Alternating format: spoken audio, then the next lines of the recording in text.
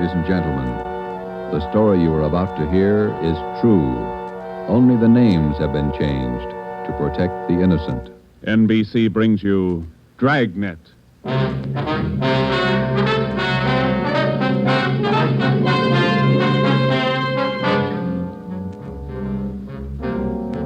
You're a detective sergeant.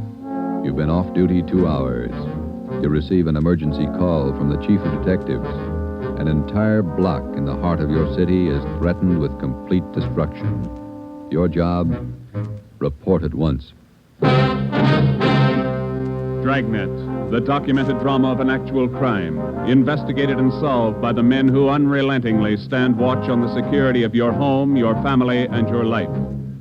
For the next 30 minutes, in cooperation with the Los Angeles Police Department, you will travel step by step on the side of the law through an actual case from official police files. From beginning to end, from crime to punishment, Dragnet is the story of your police force in action.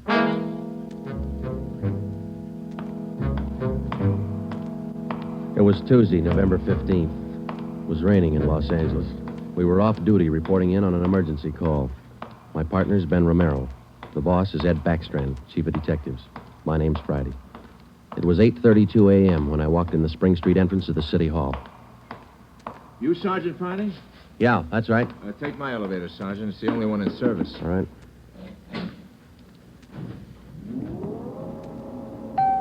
I'll run you up to 16. The chief's waiting for you up there. What's the pitch? Only one elevator in service out of 10? The place looks deserted. What's going on? Nobody in the building. All the office people been sent home. Lots of trouble. Somebody declare a holiday? No joke, Sergeant. Big trouble. All right, you convinced me. What is it? Here we are. 16th floor. Over here, Friday. Hi, Joe. Hello, Ben. You made good time. Came as soon as I got the call, Ed. Sorry to have to bring you back in. You worked last night, didn't you? Yeah, midnight to 8 this morning. Sorry. Come on. Okay. What is it, Skipper? Why all the hush-hush? Wait till we get inside. In here. Okay. Number one, let's keep our voices down. You all right? I'll make it as brief as I can. Every minute counts. What time you got, Friday? 8:33. All right, here it is. 55 minutes ago, a man walked into this building with a homemade bomb under his arm. If we don't release his brother from the county jail by 9 o'clock this morning, he says he'll pull the trigger on the bomb and blow up the whole building. He's kidding, Skipper. Who is the guy? Name's Vernon Carney. Here's his package. He and his brother have been in and out of jail since 1937. Small-time thieves. Yeah. There's the FBI kickback. We had him once before, both of them. Brother's name is Elwood, serving a year for car stripping. And this two-bit thief is sitting here in the city hall with a bomb on his lap? That's right. In the next room. What kind of a bomb is it, Ed? You think he's bluffing? Could be bluffing, but the crime lab says no. Lee Jones from the lab get a look at it? Been in there twice. One end of the box is glass. Says you can't see much without a closer look, but you can't get near the guy. What do you want us to do? It's a volunteer job. You can take it or leave it. I won't order you to do it. How you want to handle it? You sure you want a piece of this one, Romero? No, he doesn't, Ed. He's got a family. Get me another single man. We'll give it a try. Wait a minute, Joe. What makes this job so different? Anytime we kick a door in, we never know what's on the other side. That's what makes it different. This time we do. No, you're not going to cut me out. Not the only time I know what I'm getting into. All right. Chandler's tried. Hannon, Davis, Watson, they've all tried. This guy Carney knows what he's doing. He's no pushover. But somebody's got to get that bomb away from him. Friday, Romero, it's your baby now. I looked at my watch. It was 8:36. We left Backstrand and started down the hall. If Carney was going to make good his threat to blow up the building by 9 o'clock, we had exactly 24 minutes to talk him out of it. Ben and I figured we'd better look him over first and then work out some kind of a plan. Maybe just talking to him would do it. Vernon Carney was sitting in a straight-back chair against the far wall facing the door. He was seated between two windows that looked out over the city. Along the left wall was a row of 6 wooden chairs. In the center of the right wall was a connecting door leading to the office where Backstrand had briefed us. The door was locked on both sides. Just off-center and favoring the left of the room was a small filing table. The other furniture in the office was a desk just forward of the connecting door on the right. There was a dictaphone on the desk. In the near left corner, shielded by a white screen, was a small wash basin. The faucet leaked. Vernon Carney was middle-aged. He sat erect, holding a black box on his lap. He held his right hand inside one end of the box. Ben and I stood there for a minute and looked at him. And then we walked in the room. What do you say to a man with a bomb? That's close enough. Cigarette, Carney? I'm not smoking right now. What are you trying to prove? You know what I want? We're not going to let your brother out of jail. You got until 9 o'clock to change your mind. According to that clock on the wall, you got 24 minutes. If we go, you're going with us, Carney. Don't take much of a brain to figure that, copper. What made you think you could get away with this? Haven't yet. It ain't 9 o'clock. Unless that clock's slow. Haven't checked it against my pocket watch lately. That's the one that's running this show. Have you given any thought to all the innocent people that are going to go up with that thing of yours there? My brother's innocent. I want him out of jail. The court says he's guilty. He'll get out when he serves his time. That's where you're wrong, copper. He gets out at 9 o'clock this morning. All right, come on, Carney. Get your hand out of that box. Put the box on the table. You think I'm bluffing, don't you? I'm going to let you get within 5 feet before I make a liar out of you. Okay, Carney. I guess you mean business. You can take 3 more steps and find out for sure. Suppose we did let your brother out. We'd just come out and pick him up again, you along with him? If you could find us. Let's get this straight. If we let your brother Elwood out, how do we know you're going to keep your promise? What promise? I ain't made any promises. You just get Elwood down here first, and then we'll talk about it. There's only one thing I can't figure, Carney. Yeah, what's that? If we don't let your brother out, you say you'll pull the trigger on that bomb. You're going to kill a lot of innocent people. What are you going to prove by that? It's 8:37.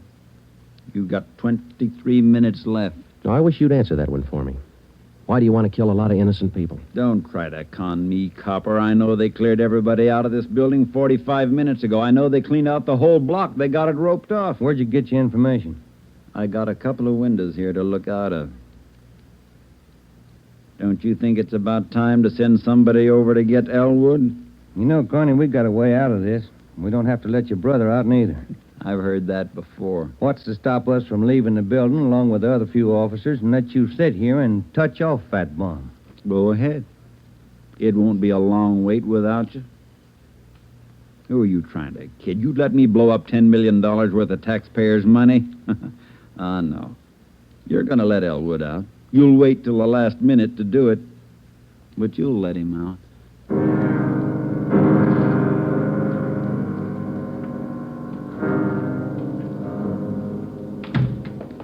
Ed, I'm still not convinced Carney can back up what he says. Then why didn't you take the box away from him? Yeah. We're in a spot, let's face it. How about an eye for an eye, Skipper? What do you mean? If he pulls the trigger on that machine, he kills us. How about us getting him first? All right, Romero. How you going to handle it? Well, I'm not top man on the pistol range, but I could wing him. And then he hands the box to you? Or maybe he falls and his reflex action pulls the trigger. Okay, I don't wing him. I stop him for keeps. You just can't walk in there and shoot him down. Why not? You do the same thing with an armed criminal. Yeah, but you warn him first. I'll warn him. Yeah, and after you shoot him, you find out it's a harmless gadget. Couldn't have gone off in a million years. No, a gun's not the answer. We can't shoot him until we're positive. We'll be positive by 9 o'clock, and there might not be anybody around to shoot him. We've located Carney's apartment. There's a detail out there checking it now. Pacelli and Morris. Ed, have you got any ideas at all? Anything we could try? That's why I called you in. None of us have gotten any further than you did just now. There's just one thing I want to know for sure. Yeah, Friday. Is it or isn't it? We all want to know. Either way, we've got to get that box away from him. Backstrand. Yeah. You did? Yeah. No, stay out there till I call you. All right, here's half the answer. That was Pacelli. They found 28 sticks of dynamite in Carney's apartment.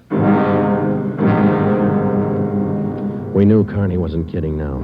We could see into the bomb through that glass window in one end.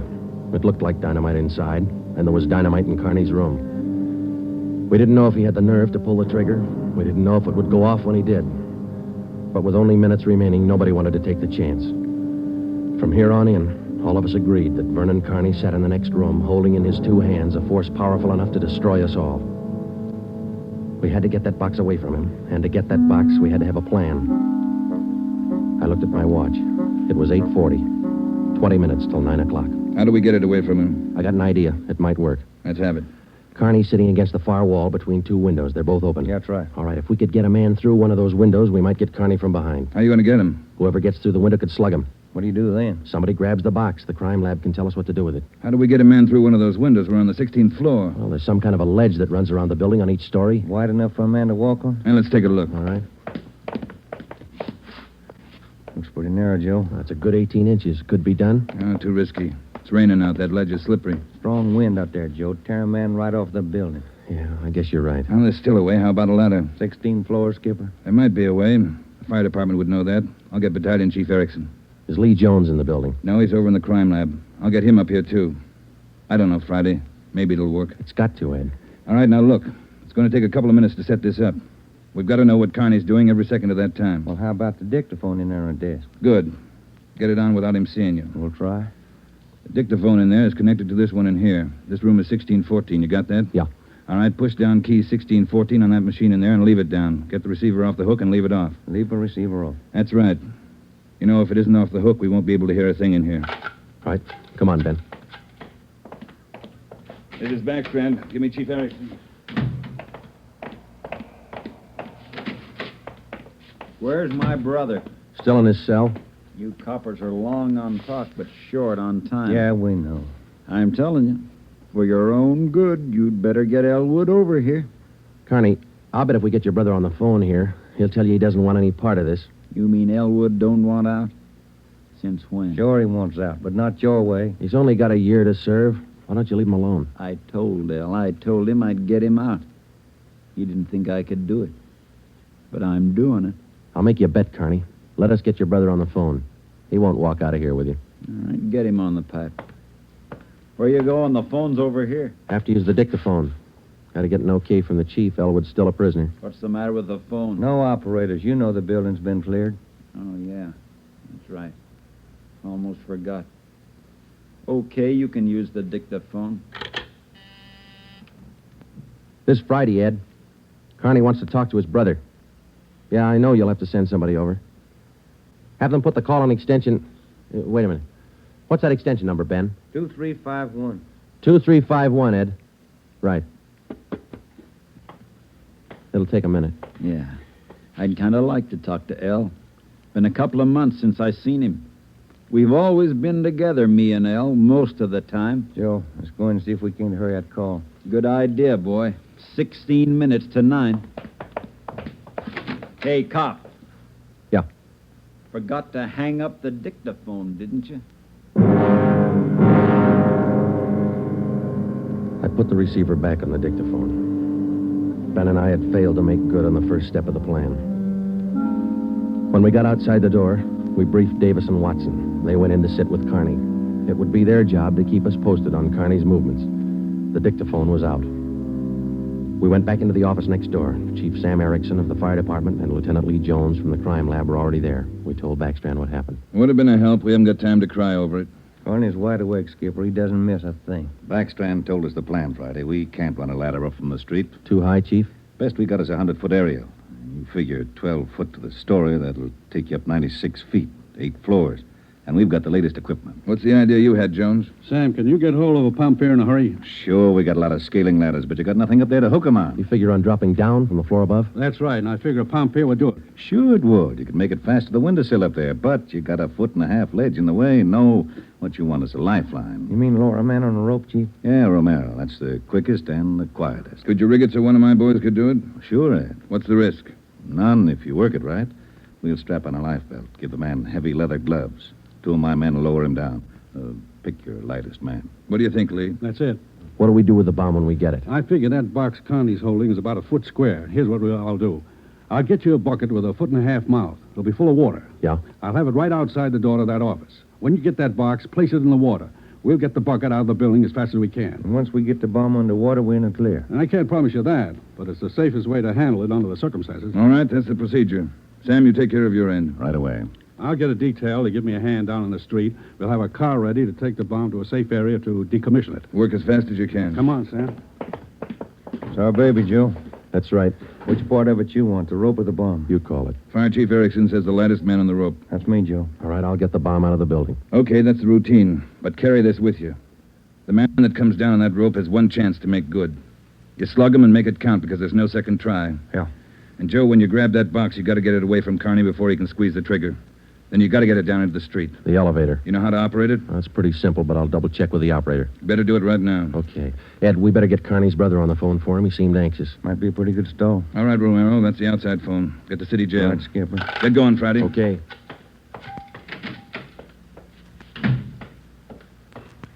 Hey, you. Elevator man. Yeah, Sergeant. Let me see if I know how to work that thing. You taking over the elevator? Well, in a couple of minutes. You want to check me out? Nothing to it, Sergeant. All right. Now, here's the control, see? Uh-huh. You push this lever right to go up, left to go down. You see this little trigger on the underside of the handle? Yeah. That's the safety lock. Be sure you squeeze it or you can't move the lever. Let me try it, huh? That's it. Right to go up, Uh-huh. left to go down. Right to go up, left to go down. How do you operate the doors? Automatic. They work off the control lever. When the control lever is locked in the up or down position, the doors will close. I get it. Now, in case they jam, this red emergency button up here? Yeah. Push it. If that doesn't close them, we call the repairman. Okay, I think I got it. You sure now? I've had my orders to get out of the building. I'll just leave the elevator right here and take the stairs down. All right. Thanks a lot. Sergeant, just curious. You going to take the bomb down in this car? We're going to try. You won't have any trouble. We haven't had an elevator failure in 18 months. The elevator man turned and went down the stairs. Outside of a handful of volunteers and a man with a bomb, the city hall was now cleared. I started down the corridor and met Ben outside the office. He told me that Lee Jones and Chief Erickson were on their way up in the freight elevator at the rear of the building with the necessary equipment. The 2 fire department volunteers were with them. The phone call had been put through to the city jail, and in a moment, Elwood Carney would be ready at the other end of the line. We went in to tell Carney. I told him over at the jail to put the call through on extension 2351. Yeah. When's it coming through? Right now? You got Elwood with you? No. Look, Carney, we told you we'd get him on the phone for you. The call will be through in a minute. Minute's a long time, cop. You only got 12 of them left. Elwood's going to talk you out of this. Oh, sure. Sure, everybody's going to talk me out of this. First it was them other 2 cops, the little Porky guy and that other monkey. Then you and this Dixie Doughhead here, and now it's Elwood. Come off it, will you, and get my brother over here. That's him. It's your brother, Connie. I'll get him. Stay put, you. Just gonna get the phone. You want to talk to your brother, don't you? I'll take care of the phone. We'll disconnect it for a while. Now get it straight, copper. I'm through with your stinking rotten lying. I want Elwood here. And I want him now. Bring him here before I blow you all to pieces. What's going on? Who threw that phone out in the hall? I did. You want me to go out and pick it up? Carney, that's not going to get you anyplace. You the big boss around here? Maybe. Are you or aren't you? I answered you. All right, big boy. I've got a piece of advice for you. Take your rookie cops here and get it through their heads I mean what I say. I want my brother over here in this room. And you've got just 11 minutes to get it done. Tell him that, will you, boy? All right, Carney. It's your show.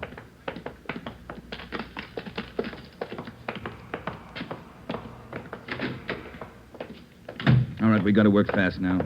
Jones, everything set for you? Got the bucket with the water right here. Car's waiting down in the street. Right. Erickson, your boys ready? Upstairs, waiting. And we all know what to do. Ed, I got to have somebody to give me a hand with Carney when he falls. I'll be in there with you, Friday. Ready to go upstairs, Chief? Anytime. Oh, one thing you ought to know. What's that? Strong wind coming up, about 20 mile an hour out there right now. That going to louse us up? No, but it's going to increase the sway. Got to allow for it. How you mean? Wind's coming from the south.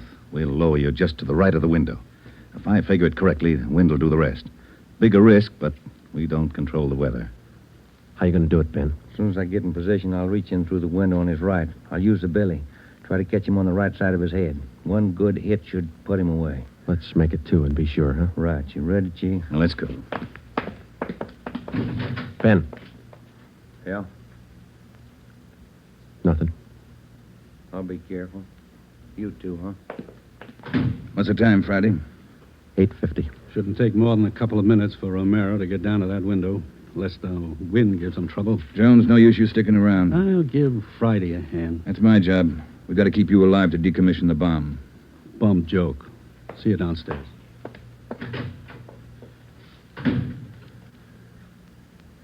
You ready, Ed? Yeah. Scared, Friday? Yeah. That makes us even. Come on. Ed Backstrand and I went into the next room with Vernon Carney. Our job was to keep him occupied until Ben was lowered to the windowsill from the floor above. Ben was going to make a try from the window on Carney's right. Somehow, we had to keep Carney's attention on us and away from that window. If anything went wrong and Carney got out of position, the plan would fail. If Ben was spotted, the plan would fail. If Chief Erickson didn't estimate the force of the wind correctly, the plan would fail. After Ben slugged Carney, my timing had to be perfect. If it wasn't, the plan would fail. I looked at my watch. It was 8 minutes to 9. Carney, anything we can say that'll make you change your mind? I've asked you 100 times. Now I'm ordering you. You're going to get to a phone and have somebody send Elwood over here right now. I'm through waiting. Now move. You ripped out the phone, Carney. Well, find another one. I told you I'm sick of your two-bit stalling. We've got until 9 o'clock to make up our mind about this. You had until 9. But you wouldn't do what I told you. Now I'm cutting you short.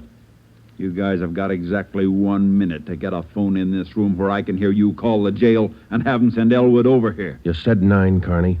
All right, Joe. We'll give him what he wants. Davis, unlock the connecting door to this office. I'll get the phone, Ed. Will the cord reach? Yeah. Your brother's a prisoner. He's in our custody and he's under our protection. We can't place his life in jeopardy. Why not leave it up to Al? Here's the phone, Ed. Yeah. Kenworthy, this is Backstrand. We want Elwood Carney over here at City Hall. His brother wants to see him. Explain the situation. If he wants to come, get him over here. Leave it up to him. Room 1614. You'll have to use the freight elevator. And tell him to hurry. Yeah. Tell him to hurry. That's the only smart thing you've done today. Now, why don't you go next door and figure out another angle? We'll wait for Elwood, too. You don't think I'd let you get out now, do you? We're all going to wait right here for my brother. In case he don't show up, you're going to see me pull the plug. Just sit down. Not so close. Right where you are, sit down.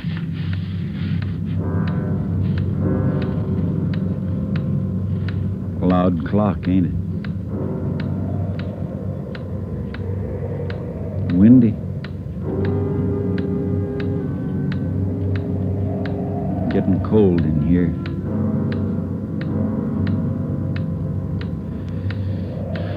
Sure a loud clock. Real windy. Maybe I ought to close the windows. Don't want to catch me a cold. I can turn on the heat. Stay put, cop. Hey, what's that? What's going on? Just the wind, Shut Carney. up! There's somebody out there. I can see his feet. You stupid cops. Pull him up! Get back there, you! Pull him up! Friday told him to pull him up. Right. Pull him up! Pull him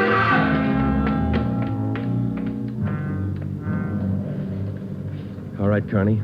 You win. You bet I win, you dumb coppers. You didn't think I'd miss a trick like that? We'll just close these windows, boys. There's one, and lock it. And here's... Here's your brother, Carney. Yeah. Hi, Al. Hi, Vern. You did it. I told you. I told you I'd do it, didn't I? That's far enough for the rest of you. Al, come on over here. You're crazy, Vern. You're crazy. That's what they've been trying to tell me. We're going home, Al. How are you going to do it? There's a million cops outside. People all over town heard about this. They're holding the crowd back. They ain't gonna stop us now, Al. You'll never make it. Either one of you. I got him this far, didn't I? We'll make it. Vern, you think we could do it? Hey, you. Yeah. You're gonna get a car ready for us, a fast one. Have it in front of the building. Move! All right, Friday, do what he tells you. Right. Hold it. Yeah. If you ain't back by 9 o'clock, the deal still holds. I told them I'd pull the pin at 9, Al, if they didn't let you out. You ain't fooling, are you, Vern? Will that gadget really blow? 4 miles high. You know what that means, Al? Yeah, but they won't let you pull it. We're getting out. All right, Copper. Get the car. You got 4 minutes.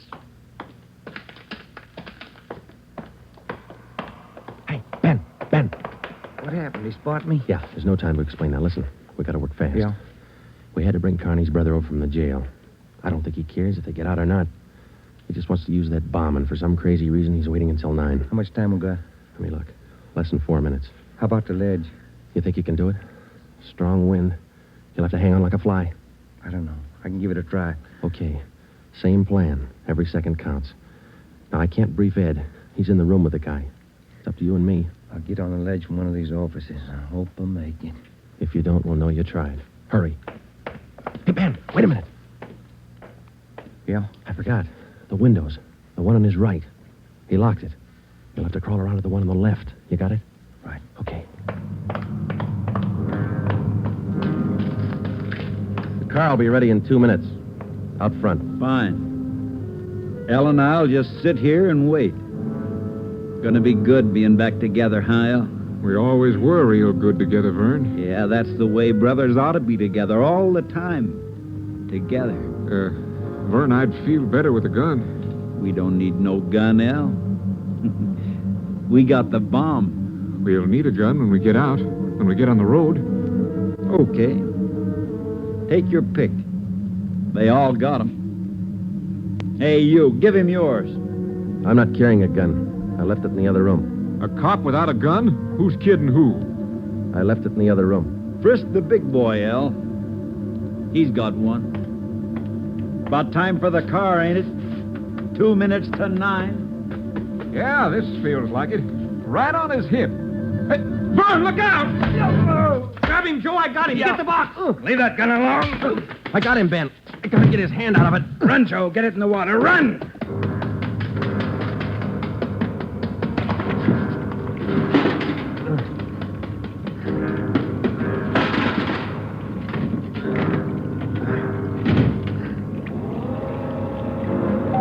In a fast elevator, 16 floors isn't very much, but I've never shared an elevator with a live bomb.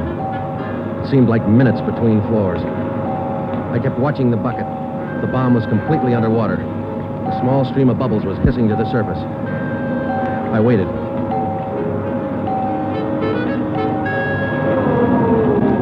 Main floor. I picked up the bucket and ran for the street. I missed the first step. I fell forward. The bucket spun out of my hand. I sprawled flat on the sidewalk. I waited for the explosion.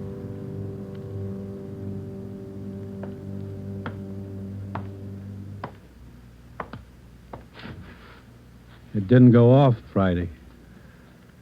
Yeah. I gave it a good chance, Lee. It was all there. Look, at least a dozen sticks of dynamite. Snyder, bring that over here. Here you are, Lieutenant. Thanks. Here's why it didn't go off. Had it rigged for a hard trigger pull. Would have taken a good yank to set this one off. Yeah. Hi, Joe. Hi, Ben. Clumsy.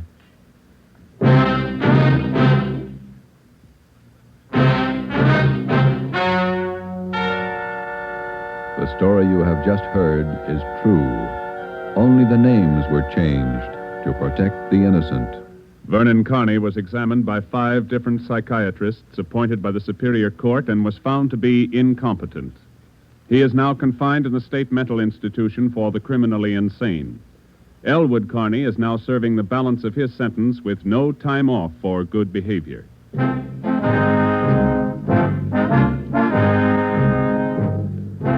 You have just heard the 7th in a new series of authentic cases from official files. Technical advice for Dragnet is furnished by the Los Angeles Police Department. Tonight's program is dedicated to Town Marshal Lon T. Larson of the Mount Pleasant, Utah Force, who, on the night of October 15th, 1945, gave his life so that yours might be more secure.